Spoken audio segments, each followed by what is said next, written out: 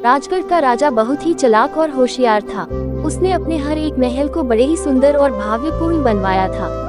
उसने राजगढ़ में भी एक बहुत ही सुंदर महल बनवाया था, लेकिन वो बहुत परेशान था, ये सोचकर कि नए महल में ऐसी कौन सी आफत आ गई जो उस महल में रहने से सब डर रहे हैं। लाखों रुपए खर्च करके इतना सुंदर महल बनवाया, लेकिन वहाँ रह ना सका।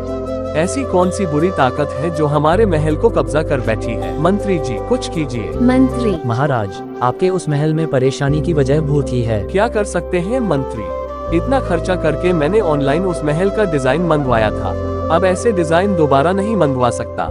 अब तो वह इंटीरियर डिजाइनर भी अमेरिका शिफ्ट हो चुका है। उन भूतों को भगाने के लिए बड़े बड़े पंडित आए, ज्योतिषी आए, बड़े बड़े बाबा बैरागी आए, लेकिन कोई उनको उस महल से टस से मस भी न कर सका। कुछ समय बातचीत करने के बाद सबने विचार किया कि ज्योतिष और पंडित को बुलाया जाए। ज्योतिष, ये काल भैरव की भूतों की मंडली है, उसको कोई निकाल नहीं सकता।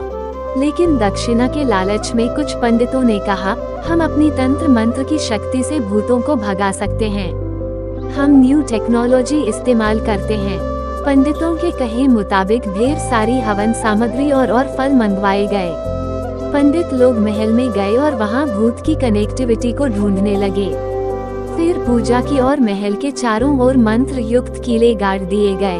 पंडित, अब यहाँ भूत तो क्या स्वयं भूतनाथ भी आने की हिम्मत नहीं करेंगे। हाँ मंत्री, अच्छा देखते हैं तुम कितने बड़े पंडित हो, जो कोई ना कर सका वह तुमने किया, ऐसा हो नहीं सकता है। पंडित, अब ऐसी कोई चिंता की बात नहीं है मंत्री, जाकर राजा से कहो कि अब वह इस महल में आकर सोए। परंतु पंडितों का पूजा पाठ बिल्कुल निकम्मा साबित हुआ। रात के वक्त जब भूतों को जोर आया तो उन्होंने इन पंडितों को उठाकर इधर उधर पटकना शुरू कर दिया।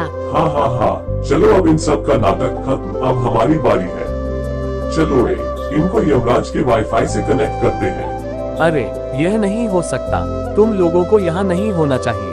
चलो यहाँ से भागो, नहीं तो फोकट में एंटरटेनमेंट हो जाएगा। दोनों पंडित वहाँ से तेजी से भागने लगे। तभी एक भूत बोला, ये गया दलदल में, और उसके कहते ही पहला पंडित दलदल में जा गिरा। भूत भाई, मेरी ओला बुक कर दो, मैं अभी निकल जाऊंगा। तभी भूत बोला, अरे नहीं पंडित जी, मैं आपको ऊबर से भेजता हूँ।